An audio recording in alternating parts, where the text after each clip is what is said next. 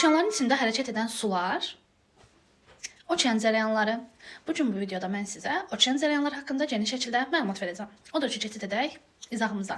Okean və ya dənizlərdə daimi küləklərin təsiri ilə böyük su kütlələrinin üfüqi şəkildə yer dəyişməsinə okean cərəyanları deyilir. Okean cərəyanları ətrafdakı suların temperaturuna görə iki yerə bölünür. İsti okean cərəyanları, soyuq okean cərəyanları. Əgər hərəkət edən su ətraf suların temperaturundan istidirsə, bu isti okean cərəyanı. Əgər su ətraf suların temperaturundan soyuqdursa, soyuq okean cərəyanı adlanır. İsti okean cərəyanı daxil olduğu əraziyə rütubət və yağıntı gətirir. Bunun səbəbi səthdən buxarlamanın çox olması, buxarlama çox olduğu üçün bulud yaranması və yağış yağmasıdır. Soyuq okean cərəyan daxil olan yerlərdə isə quraqlıq hava hökm sürür. Bunun da səbəbi səthdən buxarlamanın az olmasıdır. Soyuq okean cərəyanı keçən yerlərdə adətən səhralar və quraq iqlim formalaşır. İsti okean cərəyanları alçaq enliklərdən yüksək enliklərə doğru, soyuq okean cərəyanları isə yüksək enliklərdən alçaq enliklərə doğru yönəlir. Ümumiyyətlə okean cərəyanları Koriolis qüvvəsinin təsiri ilə şimal yarımkürəsində sağa, cənub yarımkürəsində isə sola meyl edirlər.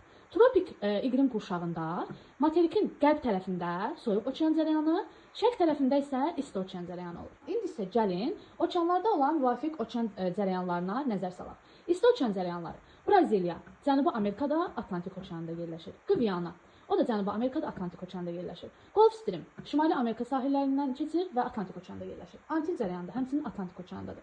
Norveç cərəyanı da Atlantik okeanındadır. Şimali Atlantik cərəyanı Avropa sahillərindən keçir. Qvineya cərəyanı Atlantik okeanından keçir və Afrikanın sahillərindədir. Angola cərəyanı da həmçinin Afrika sahillərindədir. Şimali Passat cərəyanı Cənubi Passat cərəyanı, bunlar sakit okeandadırlar. Passatlar arası ərs, bu da onların ikisinin arasındadır, isti cərəyandır. İğnəburnu Afrikanın cənubundan keçir. Musson cərəyanı Hind okeanındadır, isti cərəyandır.